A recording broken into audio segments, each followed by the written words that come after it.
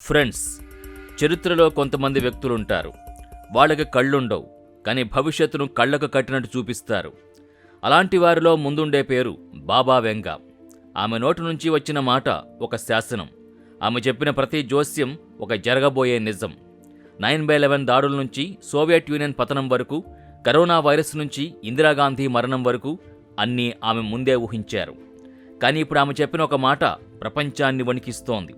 అదే 2026.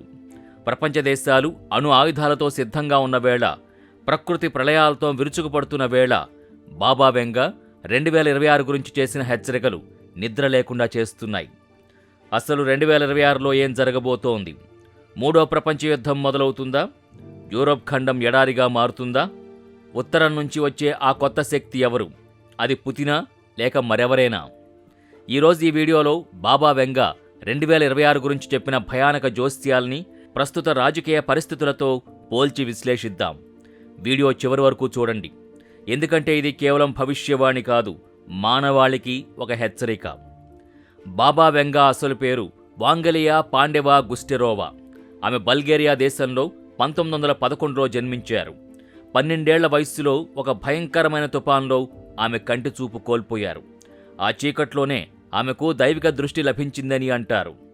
ఆమె మరణించి 27 ఏళ్లవుతున్నా ఆమె రాసిపెట్టిన భవిష్యవాణులు ఇప్పటికీ 85% ఖచ్చితత్వంతో నిజమవుతున్నాయి. అందుకే ఆమెను బాల్కన్ ప్రాంతపు నోస్ట్రడామస్ అని పిలుస్తారు. హిట్లర్ నుంచి సోవియట్ నాయకుల వరకు అందరూ ఆమె దగ్గరకు సలహాల కోసం వెళ్లేవారట. ఇప్పుడు ఆమె 2026 గురించి ఏం చెప్పారో చూద్దాం. బాబా వెంగ 2026 గురించి చెప్పిన మొదటి మాట ప్రకృతి మరియు మనిషి మధ్య యుద్ధం. ఆమె ప్రకారం 2026లో భూమి లోపల వింత కదలికలు మొదలవుతాయి. శతాబ్దాలుగా సైలెంట్గా ఉన్న అగ్నిపర్వతాలు ఒక్కసారిగా బద్దలవుతాయి. పసిఫిక్ రింగ్ ఆఫ్ ఫైర్లో ప్రకంపనలు తీవ్రమవుతాయి. నీటి ప్రళయం, ధృవాల వద్ద మంచు కరిగి సముద్ర మట్టాలు పెరిగి తీర ప్రాంత నగరాలు మునిగిపోయే ప్రమాదం ఉంది. ప్రస్తుతం మనం చూస్తున్నాం. 2023-24 సంవత్సరాలు చరిత్రలోనే అత్యంత వేడి సంవత్సరాలుగా నమోదయ్యాయి. అంటార్కిటికాలో మంచు కరగడం, టర్కీలో భూకంపాలు, లీబియాలో వరదలు, ఇవన్నీ ఆమె చెప్పిన 2026 నాటి మహాప్రళయానికి ట్రైలర్లా అనిపించటం లేదా? ఆమె చెప్పినట్టు ప్రపంచంలోని 8% జనాభా ఈ విపత్తుల బారిన పడుతుంది. అంటే దాదాపు 60 కోట్ల మంది ప్రజలు. ఇది చాలా ముఖ్యమైన పార్ట్. బాబా వెంగా ప్రకారం 2026లో ప్రపంచ రాజకీయాలు పూర్తిగా మారిపోతాయి. చర్చలు ఆగిపోతాయి, ఆయుధాలు మాట్లాడతాయి అని ఆమె చెప్పారు. దీన్ని ప్రస్తుత పరిస్థితులతో పోల్చి చూద్దాం. రష్యా, ఉక్రెయిన్, ఈ యుద్ధం ఎప్పట్లో ఆగేలా లేదు. ఇది యూరప్ మొత్తం వ్యాపించే ప్రమాదం ఉంది. Israel, Hamas, Iran, middle east ఒక అగ్నిగుండంలా మారింది. ఏ క్షణమైనా ఇది పెద్ద యుద్ధంగా మారచ్చు.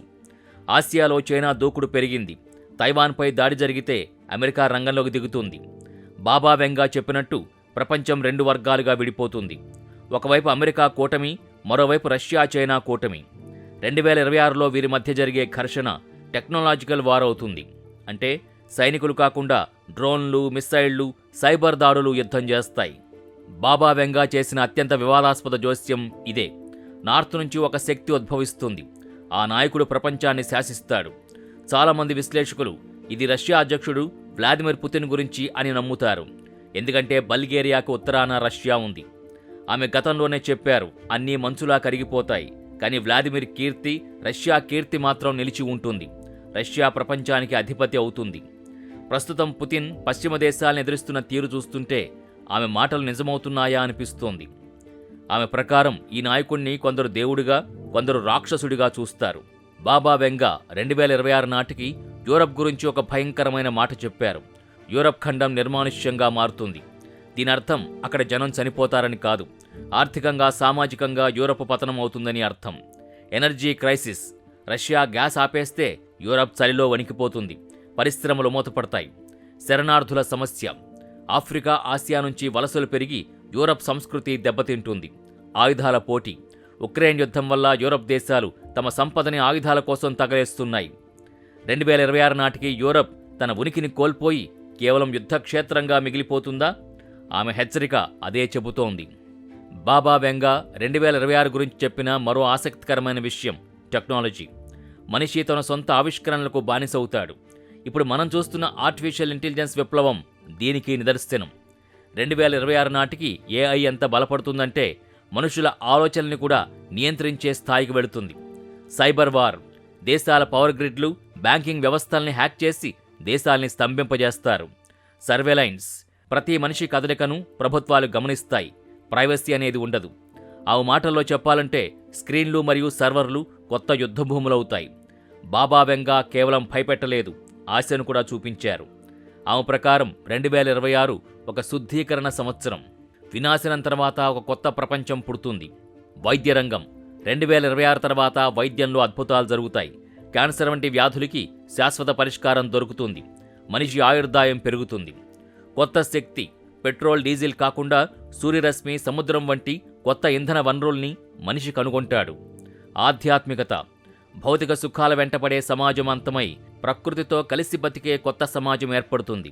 ఫ్రెండ్స్, బాబా వెంగా చెప్పినవన్నీ 100% నిజం కావాలని లేదు. భవిష్యత్ అనేది రాతి మీద గీత కాదు, అది మన చేతుల్లో ఉంది. కానీ ఆమె మాటలు ఒక వార్నింగ్ బెల్ లాంటివి. బాబా వెంగా మరో భయంకరమైన మాట చెప్పారు. మహాముస్లిం యుద్ధం ప్రారంభమవుతుంది. ఇది యూరప్ వరకు వ్యాపిస్తుంది. ప్రస్తుతం ఇస్రాయెల్ హమాస్ మధ్య జరుగుతున్న యుద్ధం, దానికి ఇరాన్, లెబనాన్, యెమెన్ వంటి దేశాల మద్దతు, ఇవన్నీ చూస్తుంటే ఆమె చెప్పిన ఆ మహాయుద్ధం ఇప్పటికే మొదలైందా అనిపిస్తోంది. ఆమె ప్రకారం 2026 నాటికి ఈ యుద్ధం తీవ్ర రూపం దాలుస్తుంది. రసాయన ఆయుధాల ప్రయోగం జరగవచ్చు. దీనివల్ల యూరప్ ప్రజలు చర్మ వ్యాధులు, అంధత్వంతో బాధపడతారు. రోమ్ నగరం మీద దాడి జరగచ్చు. ఇది వినడానికి సినిమా కథలా అనిపించవచ్చు, కానీ సిరియాలో రసాయన దాడులు జరిగినప్పుడు ప్రపంచం చూసింది. ఇప్పుడు గాజాలో జరుగుతున్న మారణ హోమం చూస్తున్నాం. మతపరమైన ఉద్రిక్తతలు 2026 నాటికి పతాక స్థాయికి చేరి ప్రపంచ శాంతిని భస్మం చేసే ప్రమాదం ఉంది. ఇది కొంచెం వింతగా అనిపించినా బాబా వెంగా 2026 తర్వాత అంతరిక్ష జీవులతో సంప్రదింపుల గురించి కూడా మాట్లాడారు. మనిషి విశ్వం యొక్క రహస్యాల్ని ఛేదిస్తాడు. వేరే గ్రహాల నుంచి సంకేతాలు వస్తాయి. ఈ మధ్యకాలంలో అమెరికా పార్లమెంట్లో యుఎఫ్ఓల గురించి జరిగిన చర్చలు, నాసా వారి పరిశోధనలు, మెక్సికోలో బయటపడిన ఏలియన్ మమ్మీలు, ఇవన్నీ చూస్తుంటే ఆమె చెప్పింది నిజమేనా అనిపిస్తోంది. 2026 నాటికి జేమ్స్ వెబ్ టెలిస్కోప్ లేదా ఇతర స్పేస్ మిషన్స్ ద్వారా మనం ఏలియన్స్ ఉనికిని కనిపెట్టే అవకాశం ఉంది. ఇది మానవ చరిత్రలోనే అతిపెద్ద వార్త అవుతుంది. బాబా వెంగా ప్రకారం ఇది మన విజ్ఞానాన్ని, ఆలోచన విధానాన్ని పూర్తిగా మార్చేస్తుంది. బాబా వెంగా 2026 గురించి చేసిన హెచ్చరికల్లో మరొకటి బయలాజికల్ వెపన్స్ మరియు కొత్త వైరస్సులు. ఆమె మాటల్లో సైబీరియా మంచు కింద నిద్రపోతున్న ఒక ప్రాచీన వైరస్ మేల్కుంటుంది. ఇది ప్రపంచాన్ని గడగడలాడిస్తుంది. ప్రస్తుతం గ్లోబల్ వార్మింగ్ వల్ల ఆర్కిటిక్ మరియు సైబీరియాలోని పెర్మాఫ్రాస్ట్ కరుగుతోంది. ఈ మంచు కింద వేల ఏళ్లుగా దాగి ఉన్న జాంబీ వైరస్సులు బయటకొచ్చే ప్రమాదం ఉందని శాస్త్రవేత్తలు ఇప్పటికే హెచ్చరిస్తున్నారు. 2020లో వచ్చిన కరోనా వైరస్ ప్రపంచాన్ని ఎలా స్తంభింపజేసిందో మనం చూశాం. 2026 నాటికి అంతకంటే ప్రమాదకరమైన వైరస్ వస్తే మానవాళి పరిస్థితి ఏంటి?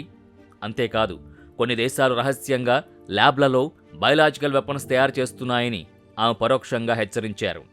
యుద్ధంలో ఓడిపోయే పరిస్థితి వస్తే అణ్వాయుధాల కంటే ముందు ఈ వైరస్సులని ప్రయోగిస్తారట. ఇది బాంబుల శబ్దం లేని మరణం.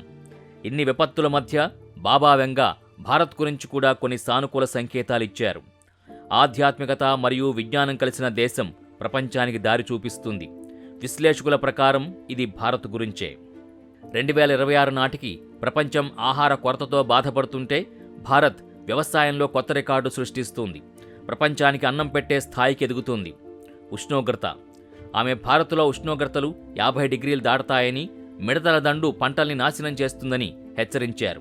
ఇది మనకి ఒక అలర్ట్. మనం పర్యావరణాన్ని కాపాడుకోకపోతే తీవ్ర నష్టాలు తప్పవు. కానీ మొత్తంగా చూస్తే 2026 తర్వాత ఏర్పడే కొత్త ప్రపంచంలో భారత్ ఒక విశ్వగురువు అంటే గ్లోబల్ లీడర్గా మారుతుందని, శాంతిని స్థాపించడంలో కీలక పాత్ర పోషిస్తుందని ఆమె జోస్యం చెప్పారు. ప్రకృతిని మనం ఎంతలా నాశనం చేస్తున్నామో, ఆయుధాల పిచ్చితో ఎంతలా కొట్టుకుంటున్నామో ఆమె ముందే ఊహించారు. 2026 రాబోతోంది. ఆ సంవత్సరం మనకి వినాశనాన్ని తెస్తుందా లేక వికాసాన్ని తెస్తుందా అనేది మన నిర్ణయాల మీదే ఆధారపడి ఉంది. మీరేమంటారు? బాబా వెంగా చెప్పినట్టు 2026లో మూడో ప్రపంచ యుద్ధం వచ్చే అవకాశం ఉందా? పుతిన్ నిజంగానే ప్రపంచాన్ని శాసిస్తారా? మీ అభిప్రాయాన్ని కింద కామెంట్స్లో తెలియచేయండి. ఈ వీడియో మీకు నచ్చితే లైక్ చేయండి. ఈ ముఖ్యమైన సమాచారాన్ని మీ ఫ్రెండ్స్ అందరికీ షేర్ చేయండి. ఇలాంటి మరిన్ని మిస్టరీ మరియు పొలిటికల్ వీడియోల కోసం మన ఛానల్ని సబ్స్క్రైబ్ చేసుకోండి. మరో ఇంట్రెస్టింగ్ వీడియోతో మళ్ళీ కలుద్దాం. అంతవరకు సెలవు. జై హింద్, జై భారత్.